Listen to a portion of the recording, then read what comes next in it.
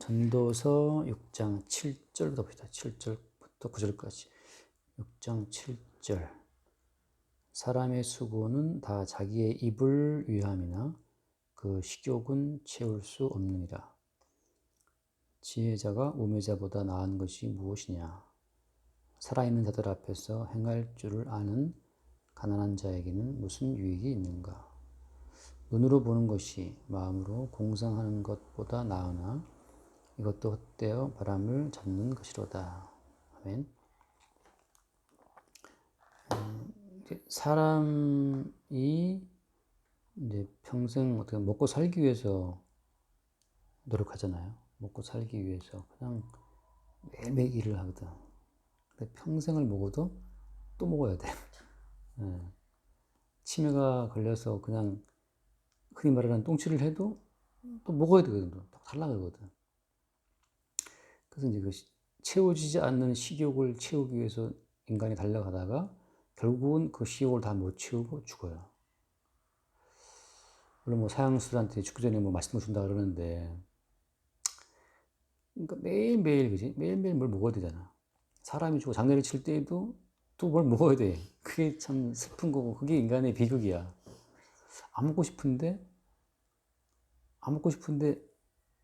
먹어야 되거든.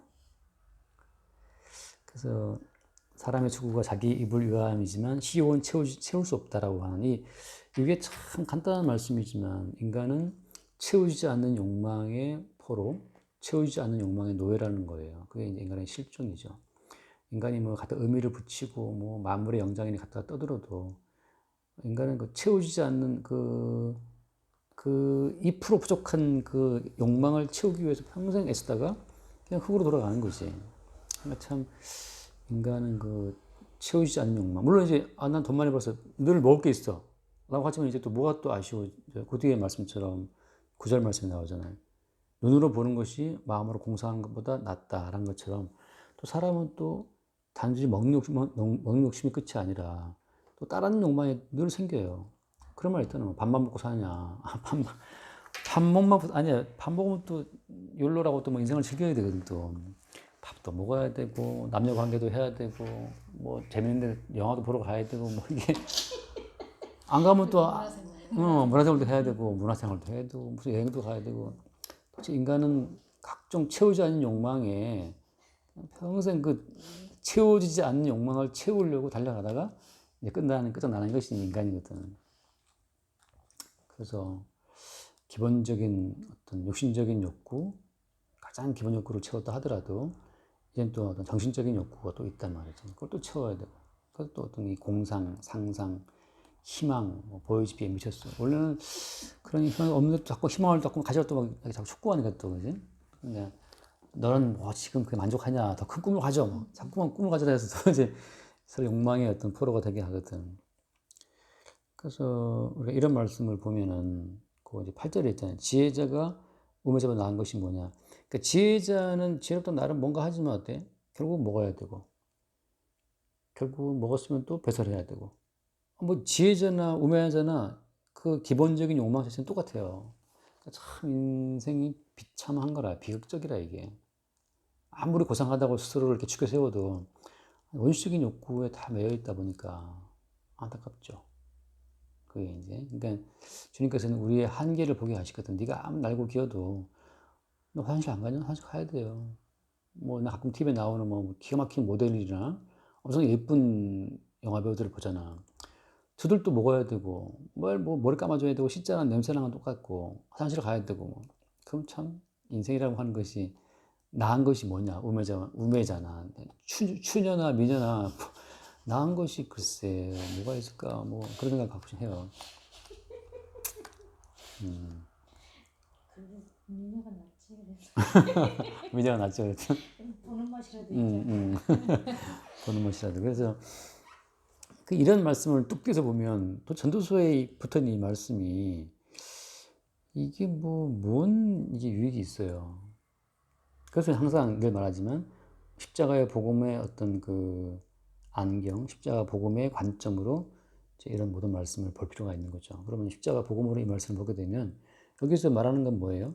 이게 모든 인간이 하나님의 영광에 이룰 수 없다라고 하는 그 2% 부족한 인간의 실상을 말해주는 거거든.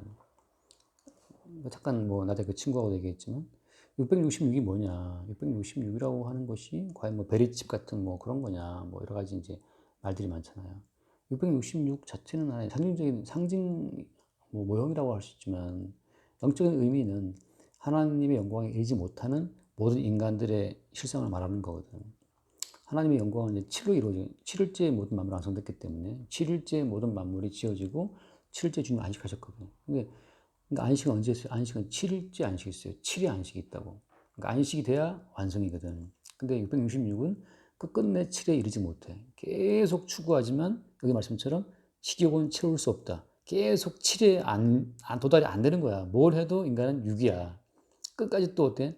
또 이만큼의 또 욕망이 또 남아있어. 처음엔 먹고 살 것 때문에 먹고 살 됐어 이제. 먹고 살 거 됐고 노후도 됐어. 그래도 또 뭐가 부족해. 인생을 즐겨야 되는데 남자를 찾아 여자를 찾아 남자를 구했어 여자를 구했어. 그래도 뭔가 인간이 또 부족하단 말이지. 인간이 또 뭔가 부족해. 애를 낳았어. 애도 뭔가 부족한 것 같고. 또 친구 만나가자. 동창회 나갔다 와자. 나갔다 오면 또 동창회 나갔다 오는 순간 또 뭐가 부족해. 갈 때는 뭐 100만 원치 들고 가는데 친구 만나 보니까 내가 또 약간 모자란 거지 약간. 계속 뭔가 마침내 안식에 이르지 못하는 그 육의 세계가 이게 666이거든.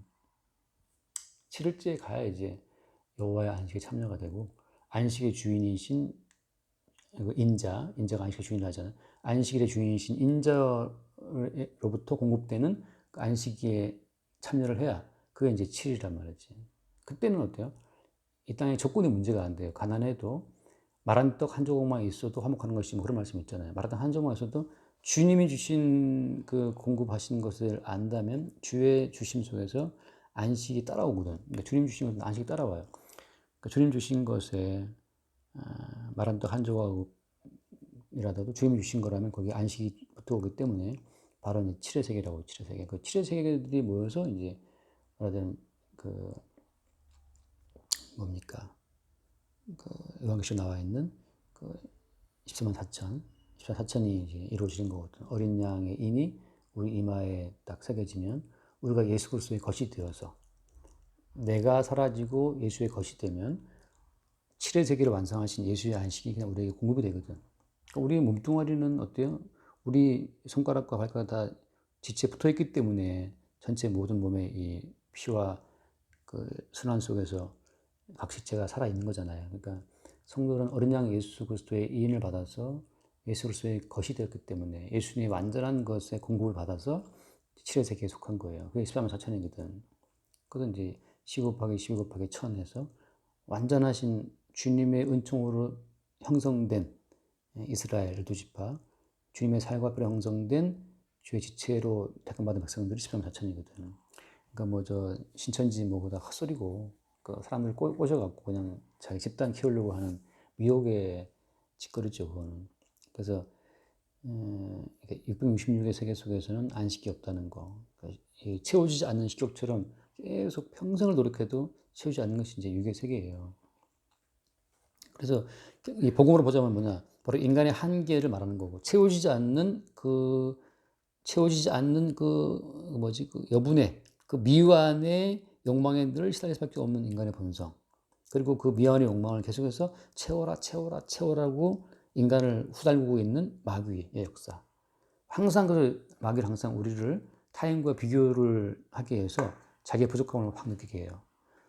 되게 만족스러웠는데 누구를 만남으로써 난 이게 뭐야? 라고 하는 갑자기 이제 이렇게 잉여의 여백이 딱 생긴다고. 이제 마귀가 노리고 너 봐라 넌 쟤보다 못하지 않니? 빨리 그거 채워야지. 더 열심히 해. 그래서 계속 우리를 몰아가는 게 이제 마귀의 전략이에요. 끝없이 그 모자라는 그 여분의 그 채우지 못한 욕망을 마귀는 계속 우리한테 일깨우거든. 그래서 마귀의 통치에 살아가는 666의 세계에 속해 살아가는 모든 인간들의 모습을 여기서 딱 그냥 전도서에서 마찬가지로 증거하고 있는 거죠. 그럼 이제 여기서 완전한 자는 어떻게 나오느냐? 욕망에 채워준 자는 어떻게 등장하느냐? 여기는 지금 답이 없어. 다만 우리는 여기서 이제 여기 가지고서 곧바로 복음을 집어넣어서 이 말씀을 보는 거죠. 우리의 부족함을 보게 함으로써 완전한 것이 무엇인가? 14만 4천을 바라보게 하는 어떤 그런 과정으로 이게 있는 거거든. 그럼 완전한 건 뭐냐 하면 우리가 이제 우리 삶의 어떤 원천으로 돌아가야 된다고. 그러니까 인간이 처음 하나님에 의해서 이제 창조를 입을 때, 그때 창세기를 통해서는 인간이 지음받은 정확한 원인이 잘 안 나왔어요. 그냥 형상과 명을 지었다는 것밖에 안 나왔거든. 그리고 다스려라 뭐 내동 그렇게 나와 있지만, 이제 신약에 가서 보면 나오잖아요. 첫 번째 아담은 실패했지만 마지막 아담으로 오신 예수님이 마귀와 싸우실 때, 그때 이제 인간의 본질이 등장 소개가 되거든. 말하자면 그런 거지. 첫 번째 아담은 마귀와의 싸움에 졌잖아요. 져서 이제 미혹된 거고, 마지막 아담은 예수님과는 마귀와의 싸움에서 이기시거든. 근데 그 마귀의 시험을 물리치는 과정에서 하나님이 인간을 지으신 본래의 어떤 그 의도가 드러나 있는데, 첫 번째가 뭐냐면 사람이 뭐라 그래요? 떠오르면 사람이 아니라 하잖아요. 오늘 말씀에도 뭐가 나왔어요? 그 식욕은 채울 수 없다. 그러니까 채우지 않는 식욕은 모든 욕망을 대표하는 거거든.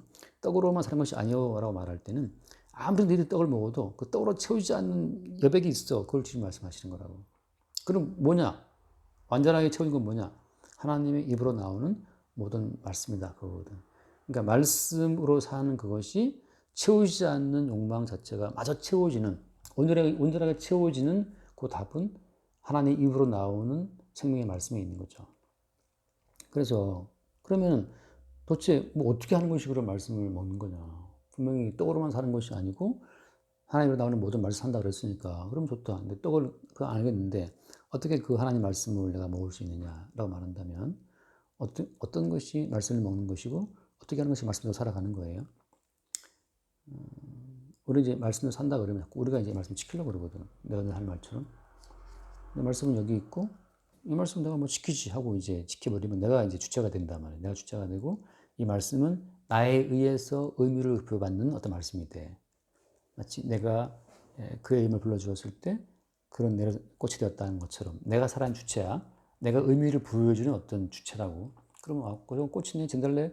그러면 내가 이름을 줬기 때문에 쟤는 내게 속하는 나의 종체가 되거든. 이름을 준 내가 주체가 되고 이름을 부여받은 얘는 나의 종체가 된다고. 내게 속한 인물이 존재가 돼버리거든. 마찬가지야. 내가 말씀을 지킨다고 할 것 같으면 내가 주체고 이 말씀은 나에 의해서 의미를 부여하는 종체가 돼버려요. 그럼 지멋대로 말씀을 지킨 거야. 내가 주체가 되어서 이게 그런 뜻인가 보다 하고 본연시켜버리면 내가 주체가 되고 이 말씀을 내가 요리해서 시켰기 때문에 이 말씀은 내게 종속된 하나의 주제가 돼버리거든. 근데 성경은 뭐라 그래요? 이 모든 말씀은, 하나님의 말씀은 살아있고 항상 있는 말씀이다. 그리고 어떻게 또 말씀으로 모든 만물을 지었다. 그럼 말씀으로 모든 만물을 지었다는 것에 모두 포함돼? 인간도 포함되거든. 오히려 어때? 말씀이 주체고 인간이 종체, 종속된 개체거든 말하자면. 그러니까 우리가 말씀을 지킨다라고 하는 것은 이게 지금 이미 인간의 자기의 주제를 넘어서서 내가 말씀을 지킬 수 있고 해석할 수 있고 뭐 그런 주체인 양 이제 착각하고 있는 거거든. 그 내가 늘 하는 얘기가 말씀을 해석하려고 하면 안 된다. 우리가 말씀 해석돼야 되는 거지. 그런 이제 비슷한 흐름으로 말씀을 지킨다, 먹는다는 것이 무슨 의미인가 하냐면 예를 들면 이미 우리가 태어나기 전에 존재가 생기기 전에 뭔가를 하나를 행하고 행하지 않고 뭐 그런 걸 배우기 이전에 벌써 우리에 대한 모든 것이 이 모든 말씀에 기록되어 있고 이 모든 말씀의 구조 속에 내가 속해 있다. 이 모든 말씀의 퍼즐에 우리는 한 조각에 불과한 거거든. 다시 말하면 그러면 결국은 이 모든 말씀 자체가 나를 통해서 그대로 이루어진다는 걸 내가 수용하는 거야. 그게 말씀을 지키는 거야. 예를 들면 너희는 흙에서 왔으니 흙으로 간다 하잖아요. 그럼 우리는 그 말씀대로 흙으로 가는 거거든. 이사야 말씀처럼 꽃은 떨어지고 풀은 마른다. 근데 그 풀이 마르고 꽃이 떨어지는 것은 여호와의 기운이 그 위에 분다. 그러니까 우리는 매일 여호와의 말씀으로 말미암아서 우리는 매일매일 늙고 있고 병들고 죽고 있는 거예요. 그러니까 지금 내가 이렇게 나이 들고 피부가 노화되고 죽는 것은 말씀이 계속 우리를 매일매일 죽이시는 거구나 하고 우리를 죽이시는 그 말씀, 늙게 하시는 말씀을 받아들이는 그것이 그게 말씀을 지키는 거고 말씀을 순종하는 거예요. 말씀을 이루는 거거든. 그래서 오늘 또 버스 타고 가는데 앞에 계신 할아버지가 손잡 잡고 있는 그 반팔 이 팔꿈치와 이 모든 팔이 너무나 막 찌글찌글 이제 막 나이 들어서 너무 보기 싫은 거야. 그거 내가 나를 돌아봤지. 나도 저렇게 나이가 더 먹으면 저렇게 피부가 늘어질까? 내가 나를 봤어 이렇게 지금 내 피부는 어떤 상태인가 하고 아직 그 정도는 아닌데 그래서 이제 좀 더 나이 먹으면 되겠지. 참 슬프다. 근데 어때요? 여호와의 기운이 매일매일 불어서 지금 그 노인의 이 피부를 늘어지게 하고 시커멓게 하고 막 검버섯 생기게 한 거란 말이지. 주의 말씀을 피할 자가 아무도 없어요. 그러면 그렇게 우리를 늙게 하고 병들게 하는 그 말씀을 그대로 수용하는 그것이 말씀을 지키는 길이에요.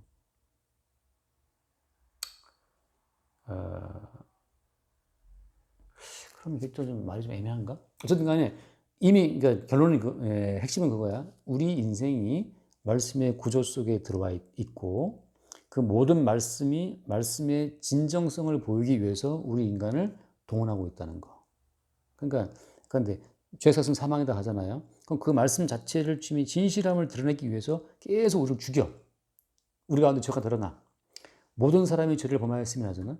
그럼 우리는 매일매일 우리가 죄인이 맞구나. 그 말씀 앞에 우리가 죄인이 맞다라는 사실이 드러나도록 주의 말씀이 역사한다고. 그러니까 우리 말씀 앞에서 주님 제가 죄인이 맞네요. 그리고 이 죄를 만나면 우리는 죽습니다.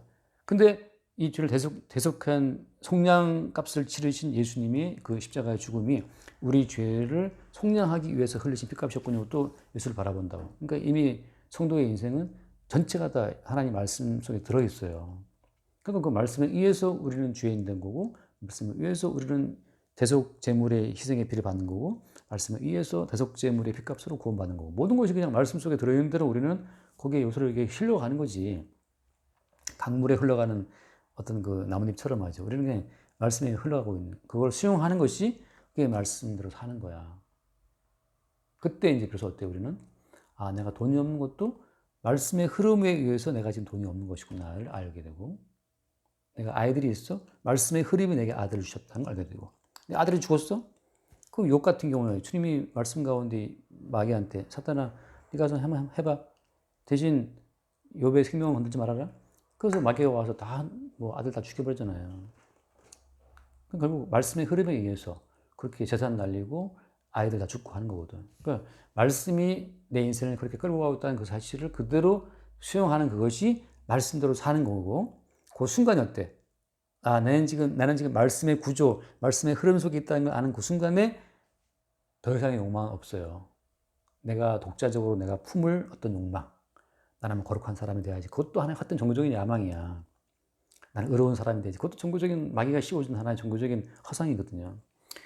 주님께서 죄인 되게 하시면 죄인으로 있어야지. 그래 죄인을 부르신 예수의 음성을 듣지. 근데 굳이 본인이 의인 되려고 애쓰는 것도 무슨 욕심이냐고. 그 마귀가 이제 너는 예수 믿는 사람이니까 너는 바르게 살아야지, 이렇게 살아야지. 하나님 계속 허상을 심어주는 거예요. 계속 채워지지 않는 욕망을 공급해 주는 거거든. 그래서 이 말씀을 통해서 우리가 알 수 있는 것은 이미 성도의 인생은 말씀의 구조에 아직 빈틈없이 짜여진 정교한 말씀의 흐름에 우리가 이미 실려 있다는 거. 그래서 주님은 우리 인생을 통해서 주의 말씀의 진실성만을 증거하신다. 그리고 말씀의 주인공은 주님이기 때문에 결국은 자기 백성을 구원하러 오시는 예수님, 죄인을 부르러 오신 예수를 증거하기 위해서 우리는 죄인이 돼야 되는 거예요. 우리가 죄인됨을 고백할 수밖에 없어요. 말씀의 구조가 우리를 만들어 가요. 우리 말씀의 그 구조 속에서 우리가 죄인 드러나는 거거든. 그러니까 하나님이 예컨대 다윗을 바세바 관계 우리아를 죽이는 뭐 그런 죄인 꼼짝없이 죄인들을 엿보는 그 그물망 속에서 걸려버렸거든요. 거미줄에 걸린 어떤 뭐 벌레처럼 걸렸다고. 주님께서 오직 주님의 용서하시는 권능으로만 다윗을 이제 구원하시거든. 속죄 제물에 그 피를 보게 하시면서. 그러니까 그런 것처럼 나는 뭐 절대 다윗처럼 죄인 되지 말아야지. 그건 네 채워지지 않는 욕망이고 주님께서 그리스도 예수를 증거하기 위해서 우리를 죄인 되게 하시면 우리는 죄인으로 드러날 수밖에 없어요. 그 예수를 안 믿는 게 죄인이야. 예수님과 상관없이 나 의로워지겠다고 그게 죄인인 거지. 그러니까 주께서 우리를 가난케 하시면 가난한 대로 죄인 되게 하시면 죄인 된 대로 그렇게 우리는 예수 그리스도의 이 촘촘한 어떤 구원의 그물망 속에서 하나의 역할로 하나의 작은 조각으로 부르심 받은 거죠. 그때 우리의 사적인 욕망은 잠깐 사라져요. 끝까지 합시다. 기도합시다. 주님 감사드립니다. 말씀의 구조 속에서 저희들을 죄인 되게 하시고 또 불러주시고 주의 은혜로 이렇게 살아갈 수 있도록 모든 것을 주의 그 은혜 속에서 하게 하심에 감사드립니다. 주님, 주님으로 말미암아 항상 만족감 있게 하여 주옵시고 오직 우리의 욕망이 아니라 오직 예수 그리스도의 주인 되심과 그 은혜만을 생각할 수 있도록 늘 인도하여 주옵소서. 우리 예수 그리스도의 이름으로 기도드립니다. 아멘. 주님 감사합니다. 채우지 않는 우리의 욕망을 인하여 우리가 주를 바라봅니다. 그리고 이 욕망으로 말미암아 이 땅에 오셔서 십자가를 지신 예수의 대속의 죽음을 바라봅니다. 이제 예수 그리스도의 십자가의 죽음의 토대를 두고 다시 우리 인생의 모든 과정들을, 여정들을 돌아볼 수 있도록 우리에게 새로운 복음의 안목을 허락하여 주옵소서. 우리 주 예수 이름으로 기도드립니다. 아멘. 그렇습니다. 수고하셨습니다.